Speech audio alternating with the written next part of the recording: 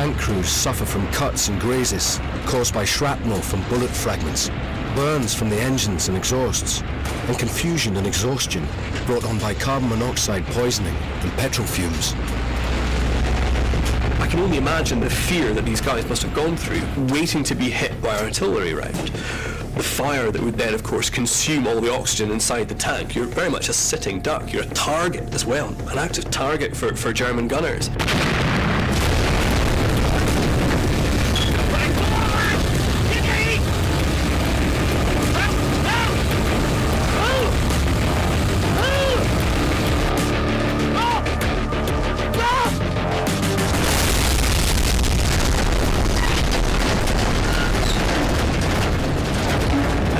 Men are incinerated. They're incinerated when a direct hit actually lands on a tank. So being in a tank is a perilous position, and it's telling, I think, when you look at the figures themselves. Most of the tanks committed to battle are disabled in some way or other during the Battle of Amiens. The battlefield is soon littered with burnt-out tanks, but they've done their job. Without the tanks, I'm afraid it would have been a hopeless task. Certainly there would have been more casualties. Many more casualties. A man's rifle is stuck into the ground and his tin hat on top to show he's wounded. And it also indicates to the tanks that they must not go over him or make mincemeat or sausage roll.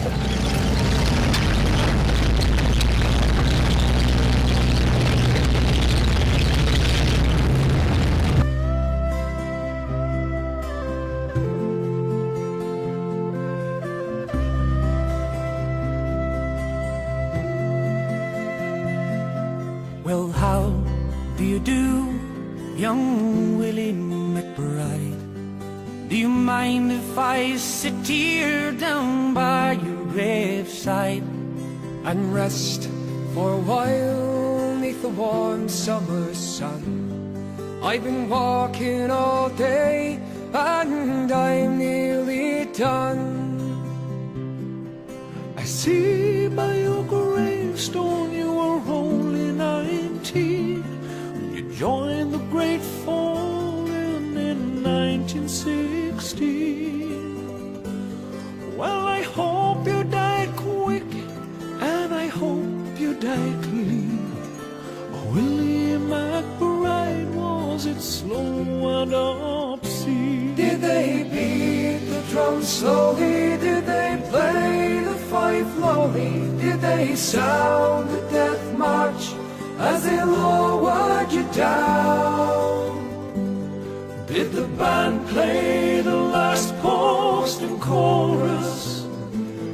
Did the pipes play the flowers of the forest?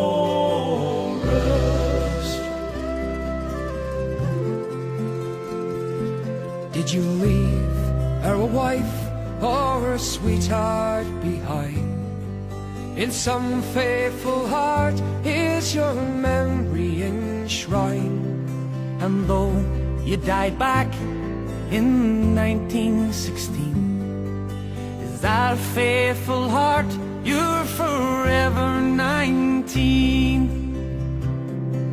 Or are you a stranger without even a name, enclosed forever behind a glass pane, in an old photograph, torn and battered and stained, and faded to yellow in a brown leather frame? Did they beat the drum slowly? Did they play the fife lowly? Did they sound the death march as they lowered you down? Did the band play the last post and chorus? Did the pipes play the flowers of the forest?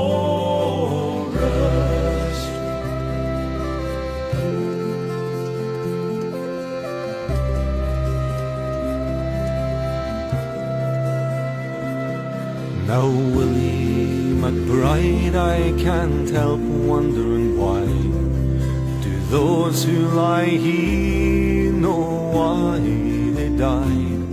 Did they really when they answered the cause? Did they really believe that this war would end wars? But the sorrow, the suffering, the glory, the pain, the killing and dying were all done in vain. But to Willie McBride it all happened again, and again and again and again and again. Did they beat the drum slowly? Did they play the fife slowly? Did they sound the death march as they lowered you down? Did the band play the last post and chorus? Did the pipes play the flowers of the forest? Did the pipes play the flowers of the forest?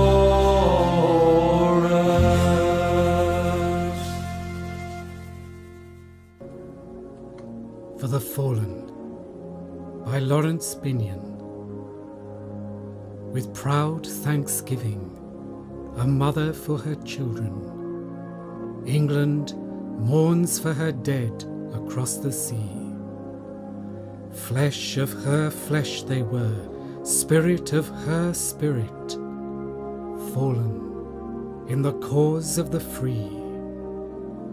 Solemn the drums thrill, death august and royal sings sorrow up into immortal spheres. There is music in the midst of desolation, and a glory that shines upon our tears. They went with songs to the battle. They were young, straight of limb, true of eye, steady and aglow. They were staunch to the end against odds uncounted. They fell with their faces to the foe. They shall grow not old, as we that are left grow old. Age shall not weary them, nor the years condemn. At the going down of the sun, and in the morning, we will remember them. They mingle not with their laughing comrades again. They sit no more at familiar tables of home.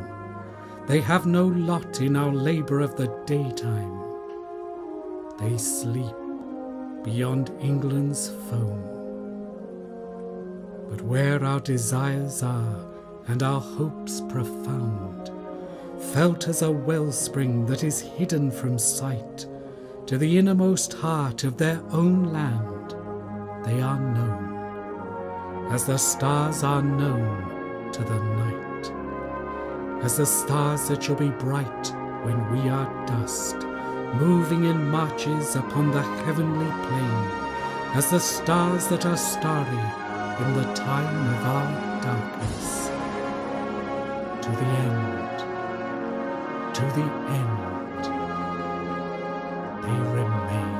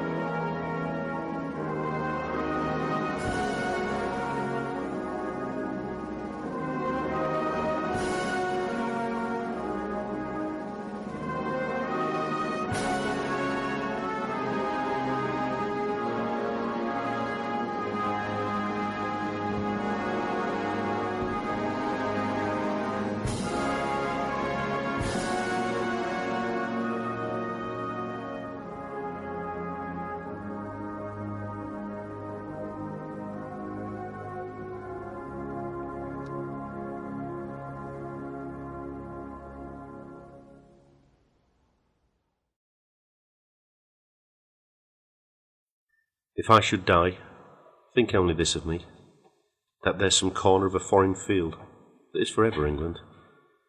There shall be, in that rich earth, a richer dust concealed, dust whom England bore, shaped and made aware, gave once her flowers to love, her ways to roam, a body of England's, breathing English air, washed by the rivers, blessed by the sons of home. And think this heart, all evil shed away, a pulsing eternal mind no less, give somewhere back the thoughts by England given, her sight and sounds, dreams happy as a day, and laughter learnt of friends and gentleness, in hearts at peace, under an English heaven.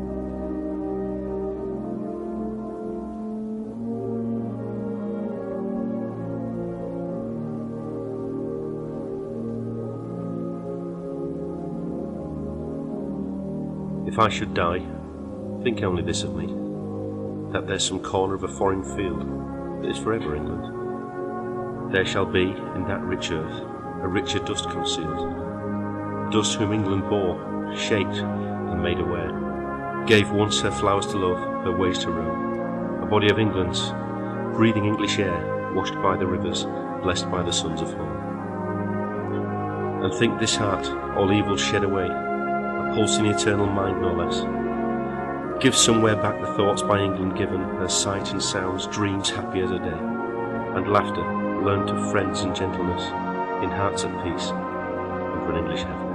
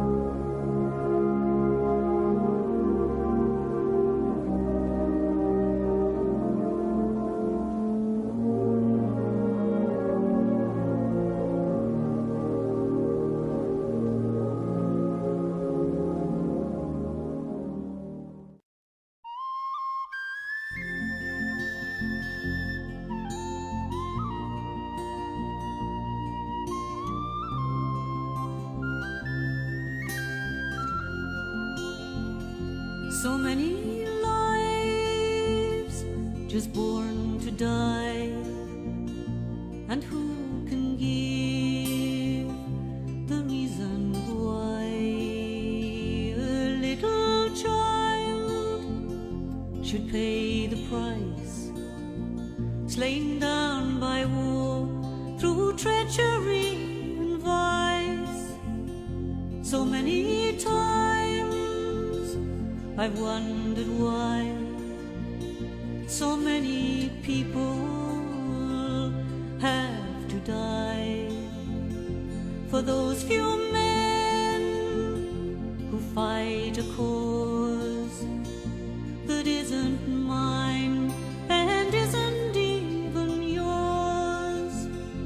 But when the killing fields are over and the damage has been done, when we've learned our lessons well by the rattle of the guns, when we come to live in harmony, then the battle will be won. So many lives, so many lives. And when the killing fields are over and the battles are all done, when we've learned to love our enemies like a prodigal son, when we come to shake the hand of the man who's done us wrong, so many lives, so many lives. How many years and how many tears must we shed before we learn to love again?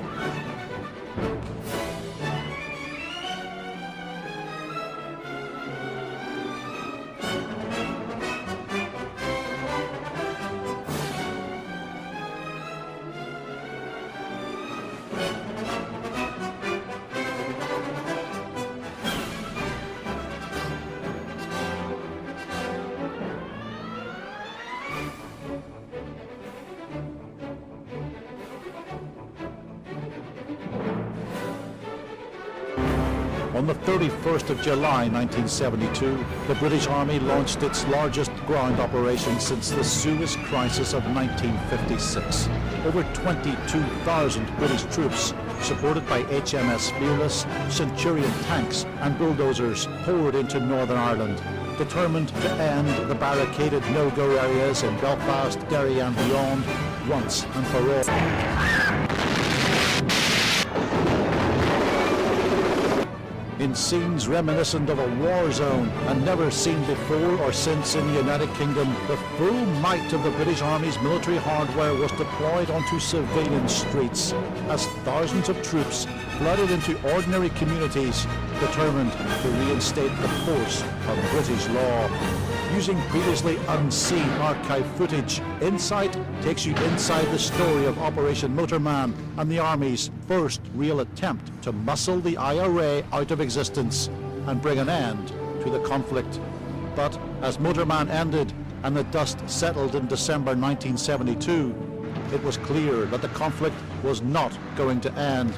The barricades had been destroyed, but the IRA had moved on, prepared for the long war, which was to last for another 22 years.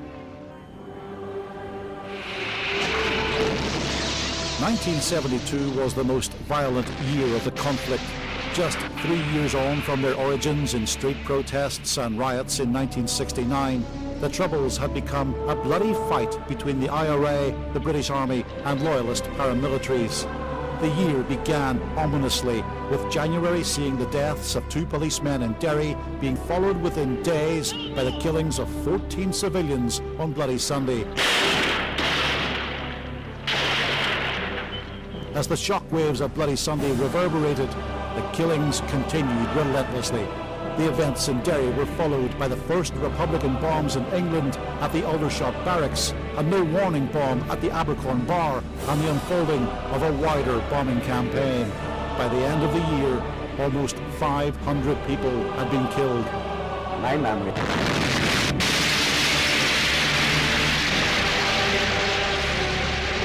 However, the negotiations and the truce broke down within 3 weeks, and the IRA and the British were as far apart as ever.